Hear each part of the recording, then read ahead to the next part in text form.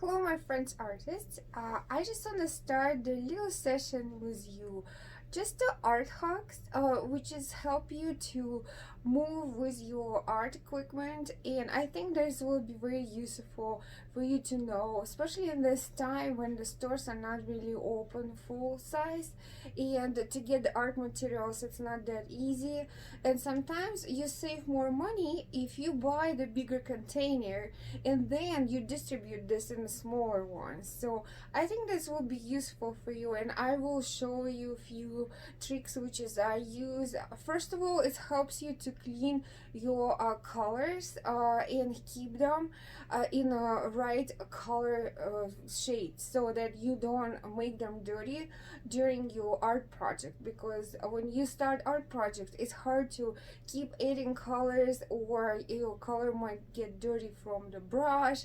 So to protect your investment in the painting and paints in different colors, I want to show you a few tricks which is I use to keep first of all my colors clean, and to use my colors in a right way so that they last longer. So what I do, I have the bigger container. For instance, it's a white color, and I always recommend you to buy more because you use it and sometimes you don't even see how the white container is empty.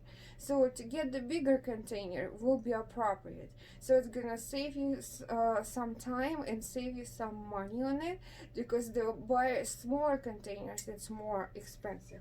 So I have also medium container. This set of colors, which is I use, you can buy in any art store or the store which is sell the art equipment and art materials. And this is very convenient containers because they're medium size. What I have here right now, this is like my little art laboratory when I'm mixing colors for the lessons and for myself too. So basically I pour from this container to the smaller one, so that I can have this container handy and ready for use. And because it's white and white get dirty very fast, so that it's better to have that container clean, but it's not always happens. So that's why I kind of use the smaller containers for the art project. So basically this is my other hack. I always use that smaller containers, and I pour from this empty white container from the smaller container, which is I just show you. So basically it's going through three stations. First of all, the bigger container, then you pour this into the smaller container, and then from this medium size one you pour in actually the right container for your art projects. The reason why, because it's keep you your colors clean and help you to always have your refill handy when you do the project. You don't have to look through your art materials. And also, if you by accident use the darker color on a brush, there is not a big deal, so that you can just refill it later, wash it and refill it with the clean white. So that's important for white, because white color has to stay clean for your art projects. And also it's easy for you to manage your materials, and then you always know what to refill. So I also use this is just for my main colors, which is black, white, red, yellow and blue. I have them refilled and I will show you how it looks. So that's my main set. And these little containers, they comes really handy because they're easy to take somewhere, like for plein air, for outside painting, and it's easy to take it to the lesson, for instance. So you have black here, you have white next to each other, you have red, and you have yellow, and you have dark blue here. So this is your main colors, like we spoke long time ago on our first lesson when we just started. This is the colors which is you have to have. Without the colors, you basically can make the very cool artistic project, which is contain and involved all these colors. If you do the grizzle, of course you need the white and black, but if you actually painting something, that's the main colors. That's why they call main. We have these containers have the cold colors, and the cold colors, this is colors which is kind of make you feel cold because they don't have any sunshine in them. So that's the cold group of colors, and that's the blue, purple, and bright pink and light pink. They come very handy when you work on your artworks, and you can pre-made them so by yourself because you already know about colors enough so that you can mix them. And you know that's to actually create the purple color, which is I have in container too. It comes in a container in that set, which is I show you before, and this is the set which is contain 10 colors, and you can use pre-made one. But if you for some reason can't buy it right now, so you can make it from the red and blue and pre-made and put it in the container so that you can have it handy when you do your art project. So this is my cold group of colors, and you keep them close all the time and try to clean them on the outside because then they show you exactly the color in this in that container. And I also have my other set of colors, which is right over here, and this set will contain something which is I don't have over there. So I'm gonna have the green color here, and the green comes in the same set, so you can just pour it here and have it handy. Or if you don't have it or you can't buy it right now, so you can mix the green color from the yellow and blue and make it preset for you in this little container. And my favorite color, which is I use for last 2 lessons when we were painting the portrait, and also when we were working on the gray colors and the kind of outcast overcast day, that was my eggshell color. I always pre-made that color for myself because it comes handy for the different kind of projects. So if I tell you, probably I told you that before, what I made it from, it's a white, yellow, orange, and brown, and you just mix this until you get that nice off-white ecru color shade. Don't put too much brown. It's usually white and a little bit of yellow, a little bit of orange, and a little bit of brown. We will mix it next time when we do the art project so that you can kind of refresh your memories on that. And orange color is one of the important too, and nice to pre-made it because if you have it, so you can mix more shades of colors with the orange, because orange kind of comes handy with a lot of mix of warm colors. So basically that ecru, orange and green and yellow, that's the sum of the warm colors, which is you're gonna use it in your painting a lot. And you can mix also the extra set of the colors, for instance of the main colors, then you can have it on the side. So if you run out of one container, you can just keep going with the next one. So it's nice to double the main colors containers.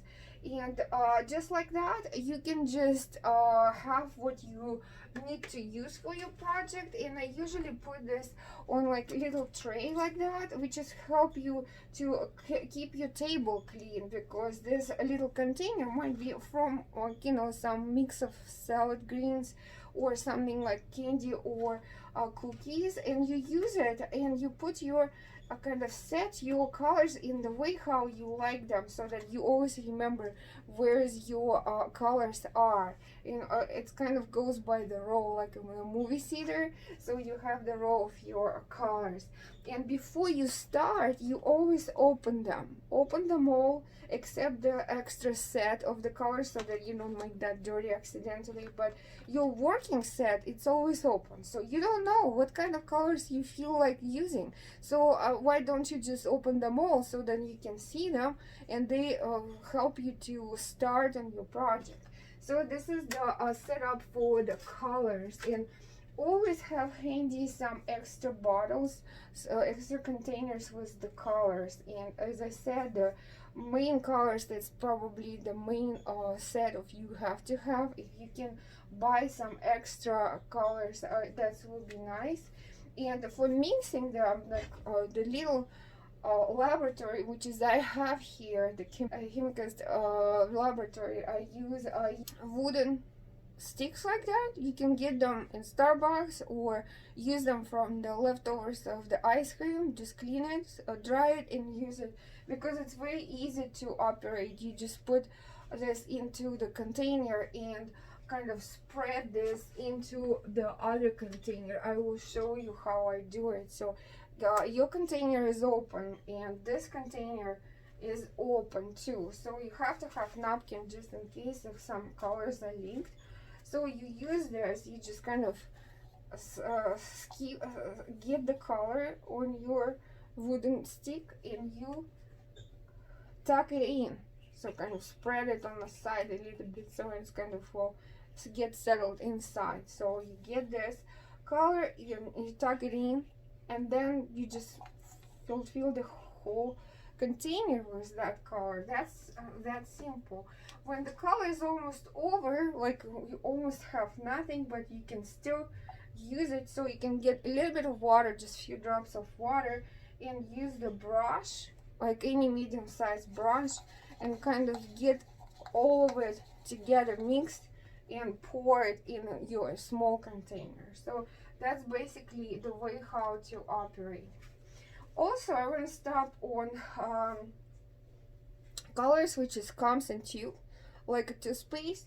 This is very simple to use and easy to operate. Basically, when you need to refill your container, you open this and you kind of squeeze it from the bottom, same way as the toothpaste. So you just squeeze it and you get your color in. And kind of shake a little bit that it's settled there. Don't put too much so it's not gonna overflow. So, and then close the lid. Make sure that you close it so it's not gonna tip over and spoil your work or your piece of furniture you work on. So this is the tubes. It's very easy to operate too. And also colors comes in some other kind of type of containers. It might be this kind, and it always has the color which is inside. They might come in this type of the container, kind of medium size. Those ones are handy too, so you can do the same thing. You can use them for the medium size container and then refill later when there is nothing left. So I like that concept because it works very easily for you and prevent you from kind of get your colors dirty and prevent you from run out of the colors. And also it's easy to operate because you have the nice set of colors to get ready to use. You always can find the time and refill your containers, and you do it one time per like few weeks, so then you always have it. So, and you don't have to do it all the time. So when you just started and you run out of colors, so and it's kind of get your inspiration down. So I don't want you to feel like, oh, I don't have colors, so now I'm not gonna do it. So get your stuff ready, be ready for the inspiration as soon as you feel like you want to work or you have time to do the artwork, so then you will be well prepared.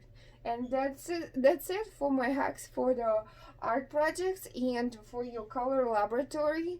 So, and I like you to have the nice spot in your room where you keep your art materials, like I do have it in my. So I just want to show you the way how I collect all my materials in my room. This is just a little shelf unit which is have everything separated, so I will show you reachable anytime you need this.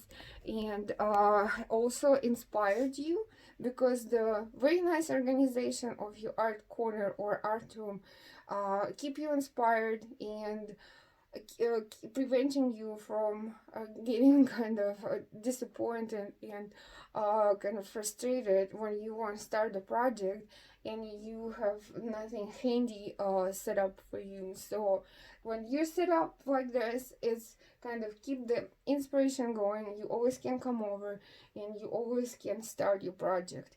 Don't forget about right lighting, because if there's not enough light, you're not gonna see the colors right away the way how they supposed to be seen for your project.